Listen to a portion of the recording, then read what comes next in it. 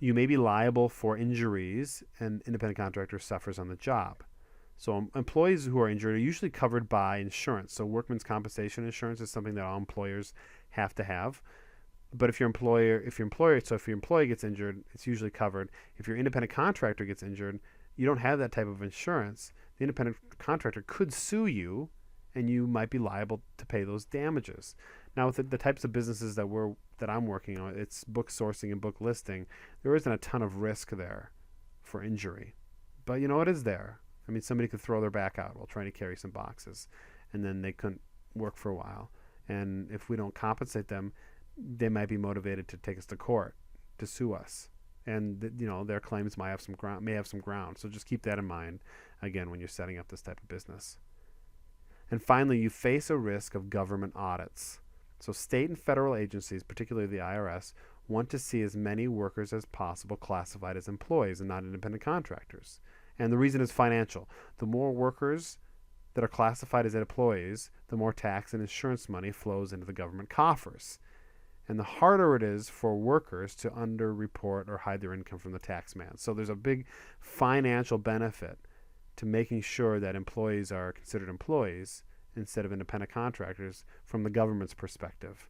They make less money off independent contractors, and there's less government control off independent contractors than there is from employees. So if you in your tax return you're showing that you're paying a lot of independent contractors money for services, that's going to immediately throw up red flags, which could lead to your business being audited. Now, in addition to that, any number of state and federal agencies might audit your business if they believe you have misclassified your employees as independent contractors. At the federal level, you might face an audit from the IRS, the Department of Labor, which enforces federal minimum wage and hour laws, the National Labor Relations Board, which enforces employees' rights to form a union, or the Occupational Safety and Health Administration, which enforces the workplace safety laws.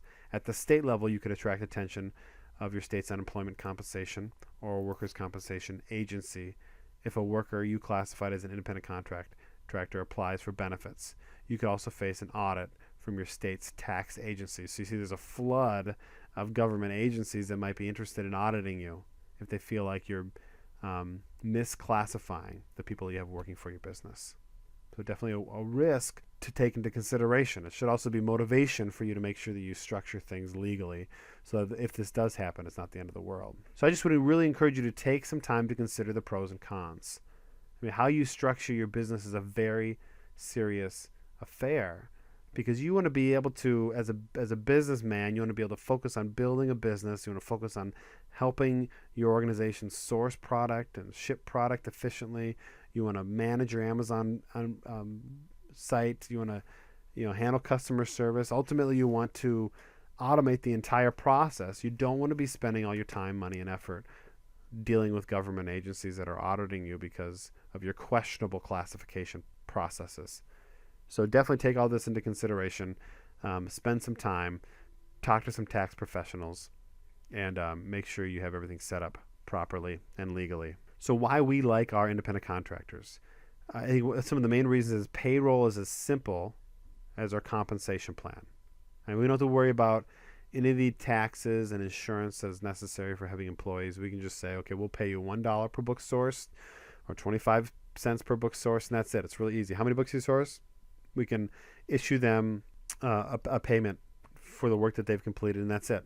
And then we can move on. It's super simple. We don't need to have a payroll department. We just need to have a computer. And then because we don't have to pay these hefty fees, we can pass those savings on to our book sources and book listers. So built in, because their compensation plan, they're making $30 to $50 an hour. That's only possible because we don't have to pay 20 to 30% of their earnings to the government or to insurance companies.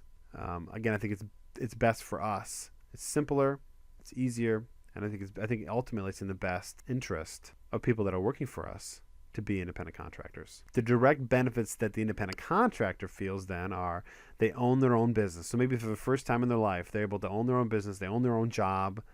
I mean, obviously we're paying them for a finished product, but how they get that finished product is completely up to them.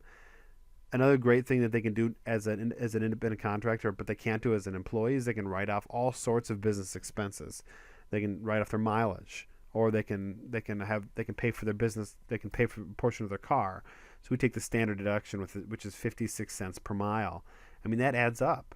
And so when they're driving to the store to do some shopping, they're able to write that off and take advantage of those tax benefits. If they have office space at their house or their apartment, they can write off a portion of their utilities and a portion of their rent on their tax return every year.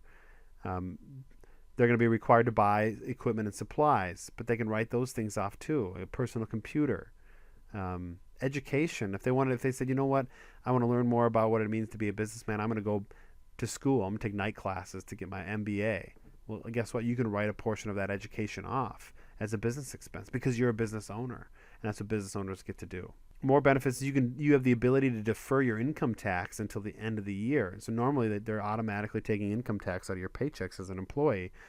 Well, this way you have the freedom and the flexibility to say you don't need to pay that tax right away. So you can take the money that you normally would pay into taxes every month or every paycheck, and you can reinvest that into your business. And then at the end of the year you pay your taxes, but you don't pay them up front, which means that you can utilize that cash flow to grow your business faster than if you had to set that money aside. And then finally, partnering with us, with our business, comes with some valuable mentorship because we're right there to help them. If they have any questions about how to run a business, general questions, we're there for them. I mean, they're going to be working in partner with us, so they're going to see our business working in action. But if they have any questions about accounting or just structural issues or whatever, we're here to help them. So not only are they getting, some good money, some good compensation for sourcing and listing books for us, they're also understanding how to operate a business. And that's valuable information, very practical. Now, some things to consider, maybe some downfalls of being an independent contractor, is there are some startup costs involved. Because they're independent, the book sources and book listers have to buy or rent their own equipment. And there's ways you can do this. You can structure this to take the full burden off of them or spread it out a bit. But it's going to be something that they're going to have to be responsible for. Now, they can just go buy the scanning equipment as a book source, and they go buy the scanning equipment themselves, and they can pay the monthly fee. Or in some states, it's okay for you to go buy the equipment and then just rent it to them. Take $5, $10 every month out of their paychecks, so to speak, out of the money out of the disbursements that you give them, that can go towards the equipment that they will eventually own. Also, they'll need to be diligent at bookkeeping. I mean, they'll need to know how to do some bookkeeping, and they'll need to maintain that bookkeeping because ultimately they're going to be under the microscope come tax time. And if you're out there working as a business owner and you're just willy-nilly and you're not keeping track of things, you're not doing some good accounting work, then that can put you in a really sticky situation. Also, individuals must be self-motivated because we're not directing their every single step. You're not telling them when they need to be somewhere, what they need to do, when they need to drop things off, then they're going to need to have the motivation to do those things on their own. Also, money is going to need to be set aside for taxes at the end of the year. So while that is a benefit, that's also something that they're going to need to have the self-control as an independent contractor, as a business owner, to have those taxes ready when they come due. Because if they're making money, they're going to have to pay taxes, self-employment taxes, and they're going to need to have that money available, when it comes due during tax time. And finally, being in business for yourself has a learning curve of its own. I mean, there's different things you need to learn along the way, and although partnering with us in our business, they're going to help fill in some of those gaps, there is going to be opportunities for them to learn. And so it's going to be more than just sourcing books. They're going to have to spend some extra time, like I said, doing accounting work, understanding the laws, filing their taxes and all that, more than they would have to as just your standard employee.